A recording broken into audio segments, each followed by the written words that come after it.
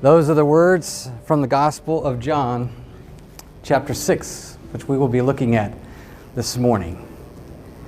Where your food comes from matters.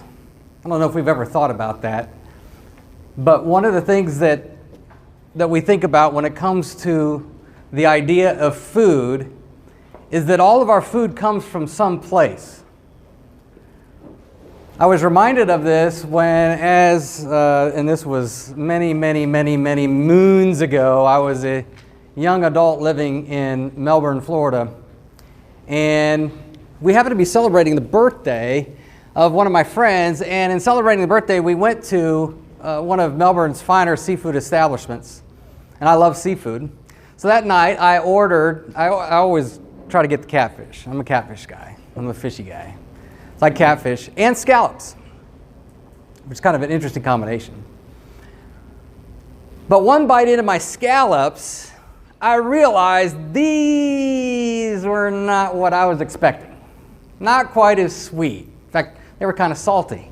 You can ask Emily, I don't normally complain. I'll just eat whatever's in front of me. But I happened to say something to a couple of my friends that were sitting at this table at this birthday celebration. These things are a little salty. And next thing I know, the chef and the manager are standing next to our table asking me about the scallops.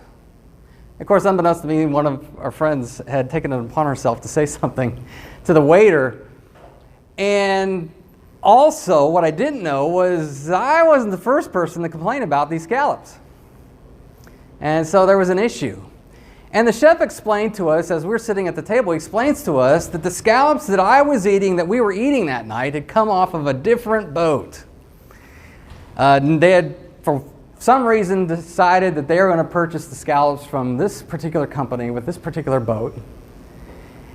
And the scallops I'm used to eating, he said, they come from further up the Atlantic. New England, Maine. Scallops I was eating off the coast of Melbourne, Florida. They're a little more salty. Where the food comes from, where the scallops come from, matters. And that's at the heart of John 6, what Walker just read for us this morning.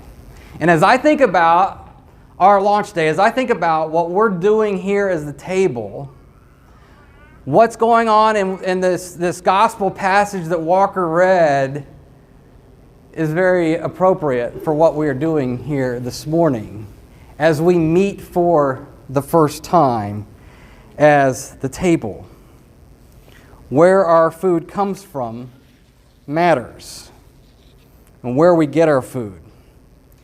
Now this morning we're beginning our seven-week series in which we are going to walk through the stories that we are going to tell ourselves here at the table.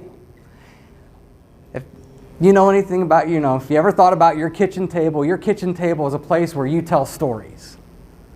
And the table is a place to tell stories. For the next 7 weeks, we're going to talk about those stories that we are going to be telling ourselves over and over and over again here at the table. Those stories that are most important to us, what our values are. And if you flip your bulletin over, you'll see that we have some of those values that we will be covering in the next few weeks. Here at the table, some of our values. And you'll see, obviously, the first one is Jesus. We're going to talk about the Jesus story. So this morning, we're going to be looking at John chapter 6. And in John 6, we find a story.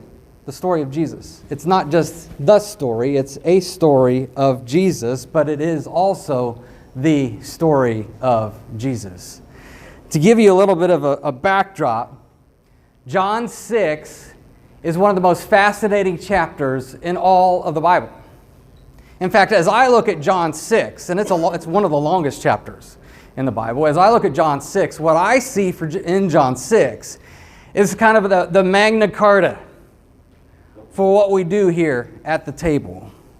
And we're going to find ourselves coming back to this passage over and over again. You see, what's going on in John 6, whether we realize it or not, is the entire story of the Bible everything between the covers, all the meaning that is wrapped up in everything going on is found in John chapter 6. And not only is the meaning and the story of the Bible found in John chapter 6, the story of Jesus is summarized in John chapter 6. And so, if John chapter 6 is telling the story of the Bible and it's telling us Jesus' story, then it's telling us our story here at the table. It's going to tell us what it means to be the table. So we're going to begin our very short study this morning, beginning in verse 4 of John chapter 6. Now the Passover, a Jewish festival, was near. And by the way, hang on to that thought. Passover. We're going to come back to that. Passover, a Jewish festival, was near. So when Jesus looked up and noticed a huge crowd coming toward him, he asked Philip, "Where will we buy bread so that these people can eat?"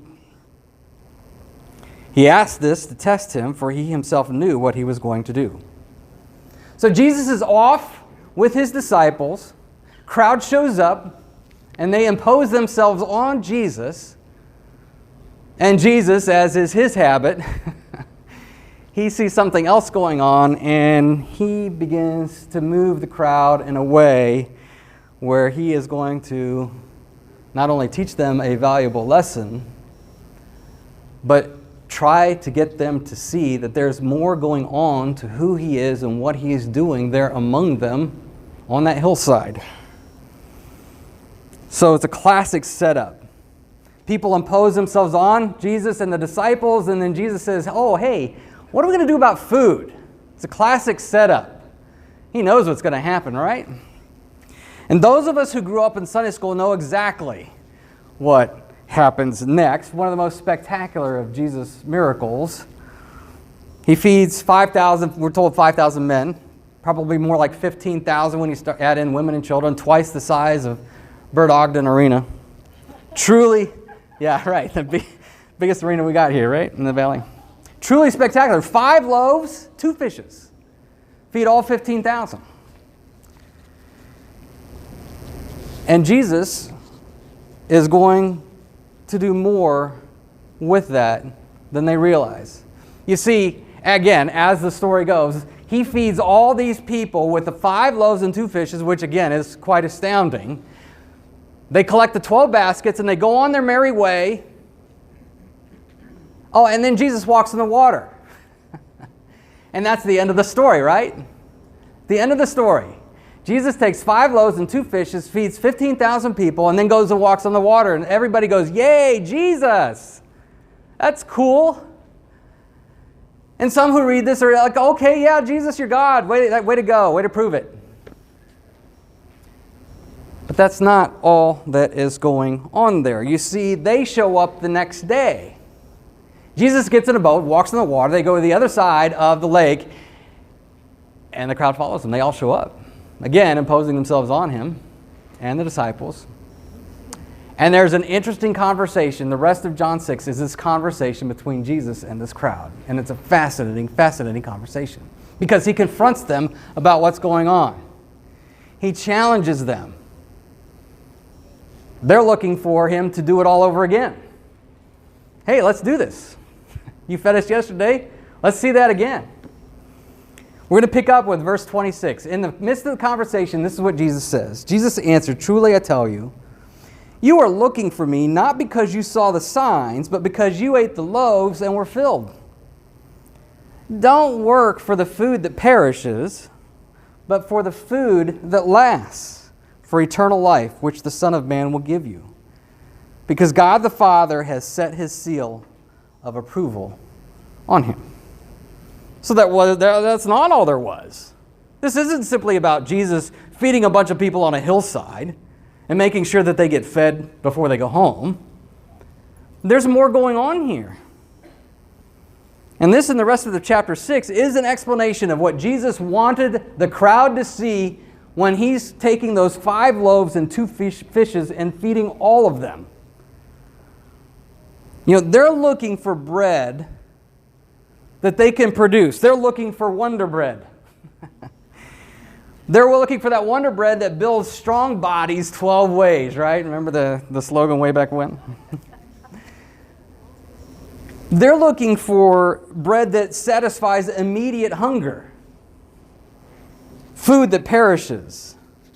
They're not satisfied with what Christ has done. They're not satisfied with Jesus. They want more of the same. And Jesus is saying, you know what? You missed the point. You missed the point of what I am doing and what I was doing when I fed you yesterday with just 5 loaves and 2 fish. You see, for them, it's all about where the bread comes from. And that's part of the conversation. They want bread that they can produce. They want bread that gives them immediate hunger. And they don't want Jesus. And this conversation then carries over into where Jesus came from. And in the midst of it all, somebody pipes up and says, hey, isn't that Joseph and Mary's kid? He says he comes from heaven. We know where he comes from, or do they? Now I happen to think too that they're probably, that's not a very kind statement, kind question that they're asking, or kind statement that they're making. We know where he comes from because of the scandal surrounding Mary and the virgin birth. We know where he comes from. Jesus is saying, I am the bread that comes from heaven. You see, their salvation, their bread is all bound up in what they can do for themselves, their self-sufficiency, their self-autonomy, their narcissism. It's all about what they can do for themselves, their own smarts, their own intuition, their own wit, their own finances, their own money, their own power, whatever it is they got going, they're going to do this themselves. They don't need Jesus. And the reality is, before we start throwing stones at that crowd, this is what we do all the time. All of us. We're always pursuing bread from the earth. We're always pursuing our own Wonder Bread. Trying to use our own intuition, our own smarts to save ourselves, to satisfy our hunger. Now, a couple of British philosophers back in the 70s captured the sentiment of the crowd when they said, I can't get no satisfaction. And that line from those British philosophers is iconic because it resonates with all of us. I can't get no satisfaction. I work, I play, I eat, and I'm never satisfied. Ever. And I'm only left with, at the end of the day, I can't get no satisfaction. When we aren't satisfied with what we have, what do? We go right back to it. We work harder, faster, smarter, pursuing satisfaction that never comes. And Jesus here in this moment is confronting the crowd. He's confronting us that this relentless pursuit of satisfaction never satisfies. Ever. You see, bread throughout the Bible represents satisfaction. Bread, from Genesis to Revelation, between the pages and the covers of this book, represents God's provision for us, God's provision for His people,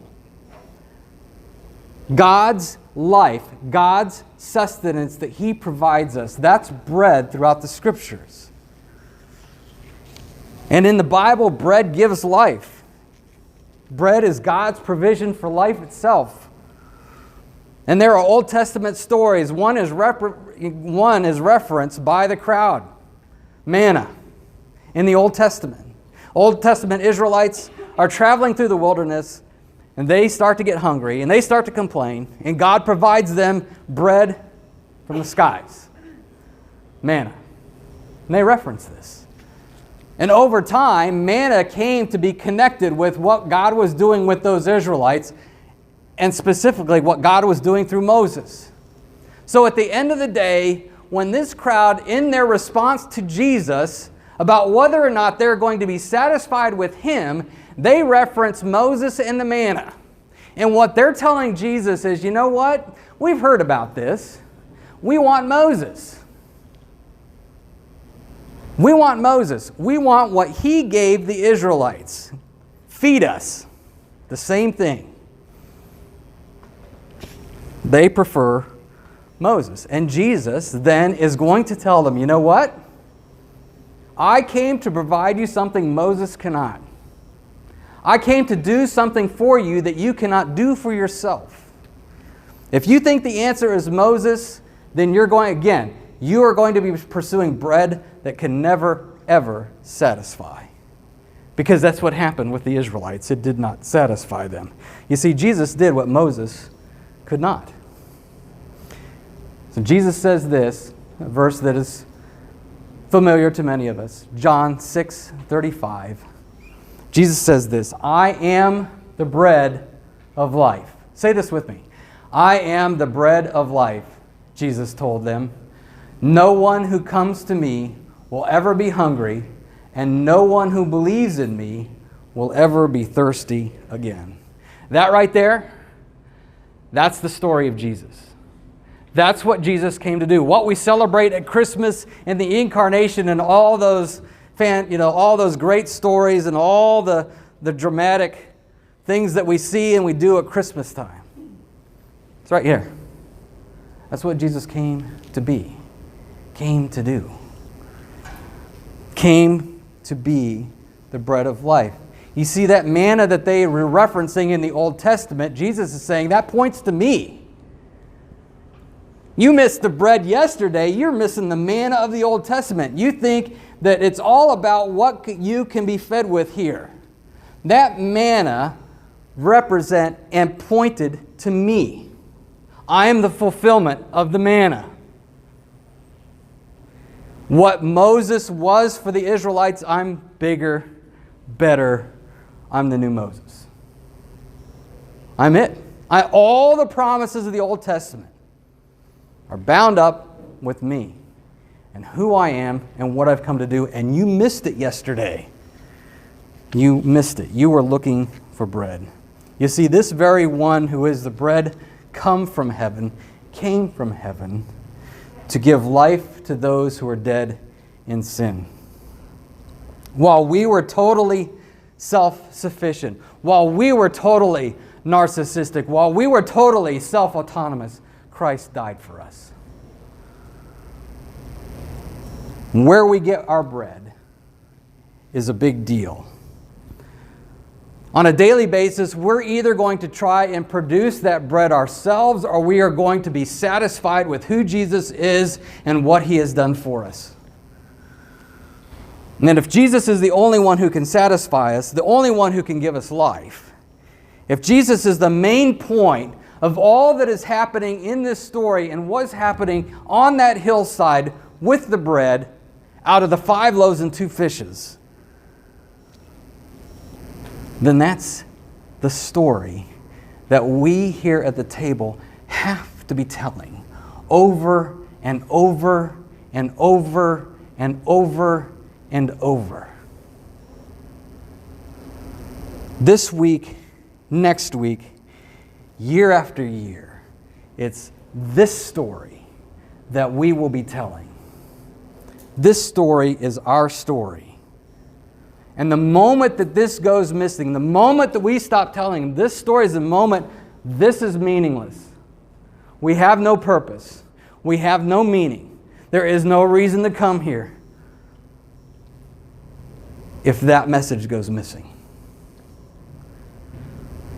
Because Christ's story here, what he wants that crowd to see, is that his story is their story. And if it's their story, it's the story for Los Fresnos. It's the story for the world. Elsewhere here in John, Jesus says, I have come that they might have life. I have come that Los Fresnos would have life and have it in abundance. So this story of grace and life and forgiveness that is for us, we're going to be telling over and over again. Because if it's true for us, it's true for our neighbor. It's true for those who aren't even here this morning. It's true for those that we serve throughout the week. It's not just true for us here. This is meant for the world.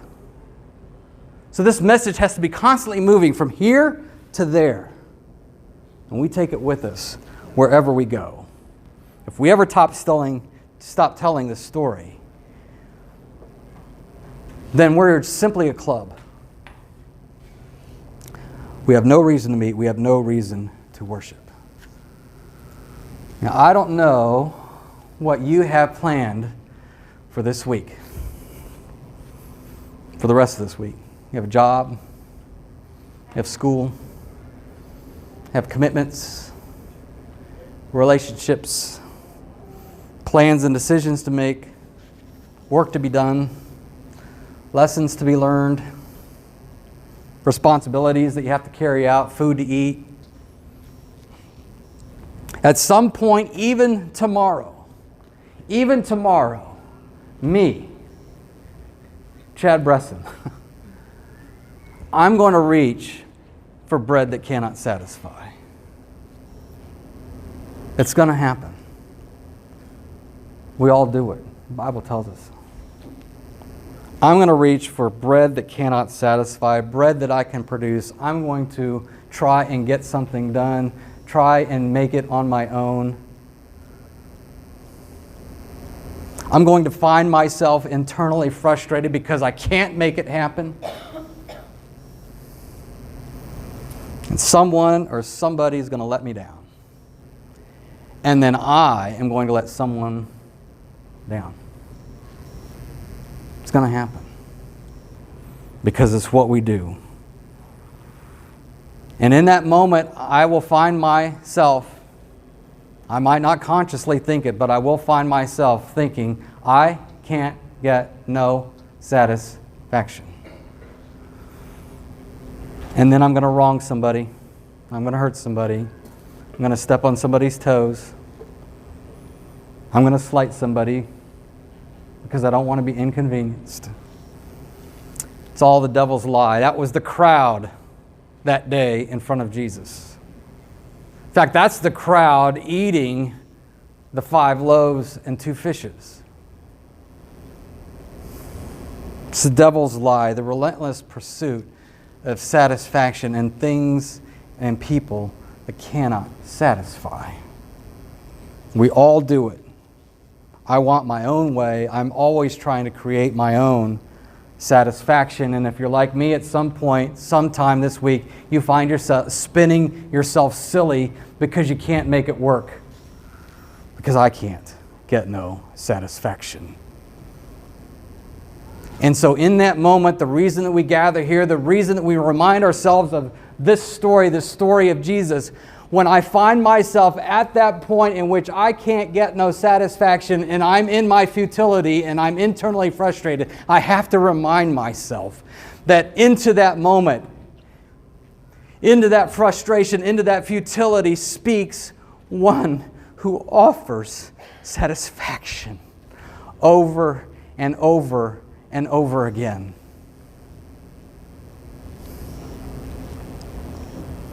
Jesus is our bread. Jesus is the bread from heaven, and He is the only one that can satisfy us.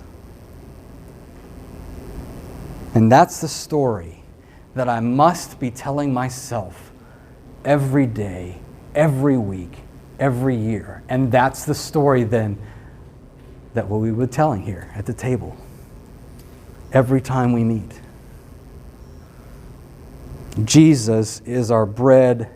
Jesus is our life. That's the meaning of the feeding of the 15,000. That's the meaning of life. That's the meaning of world history. All of history. And it's certainly the meaning for the table of Los Fresnos. You know, we have a lot of activities planned. We have a lot of people to see, a lot of conversations to have. We have a lot of relationships to build. We're just getting started here in Los Fresnos. But as we do this, we've got to be reminding ourselves that Jesus is our bread, and if He's our bread, He is bread for them. He is bread for the world. The Jesus who is our bread is the Jesus who is their bread and their meaning. So if we have anything to offer Los Fresnos, we will always be feeding people Jesus, who is the bread from heaven. Let's pray. Jesus, way too often, we find ourselves just like that crowd, looking for bread that cannot satisfy. We have to do it ourselves. We have to do it on our own. We have to be self-sufficient. We have to be self-autonomous. Oh, Jesus. Remind us that there is no satisfaction there, that the only satisfaction that we could ever get is in You. In Your life, in Your death for us, in Your resurrection for us. What You provide for us, that's the only thing that can satisfy. In Your name I pray. Amen. Remember how I said at the very beginning that this was a Passover story? John 6 is a Passover story. That little detail tends to go missing when we think about those 5 loaves and 2 fish. There are 4 books in the New Testament that detail for us Jesus' life. Matthew, Mark, Luke, and John. And those 4 books are what we're supposed to know about the life of Jesus and what He is doing and has done for us. And 3 of those books have the details of what was going on for Jesus the night that He was arrested, just before He was put to death and executed. One of those books does not have the story of the meal that was going on in that upper room. The book of John. But John does have a Passover story. The Last Supper, the bread and the wine, all found here in John 6, in the feeding of the 15,000. Verse 51 of the same chapter in John 6. Here's what verse 51 begins with. I am the living bread that came down from heaven. If anyone eats of this bread, he will live forever. The bread that I will give for the life of the world is my flesh. And again, the Jews are having this conversation with Jesus. At this, the Jews argued among themselves, how can this man give us his flesh to eat? So Jesus said to them, truly I tell you, unless you eat the flesh of the Son of Man and drink His blood, you do not have life in yourselves. The one who eats my flesh and drinks my blood has eternal life, and I will raise him up on the last day, because my flesh is true food and my blood is true drink. The one who eats my flesh and drink, what does that sound? Eats my flesh, drinks my, that sounds like the very words that were used in that upper room that last night before He went to the cross. You see, this is John's Last Supper story, this feeding of the 15,000. So here at the table, here in John 6, Jesus is saying, whatever it is that you think will save you, it can't. Only I can satisfy. You can't, but I can. You want life? It's right here, the bread of life. So that work, that food, that relationship Whatever it is that you think can save you, it can't. It will never be satisfying. Instead, I died, I rose, and I am now here for you in the table. This table, every time we meet and partake, this table is bread from heaven. The bread from heaven that He promised us in John 6.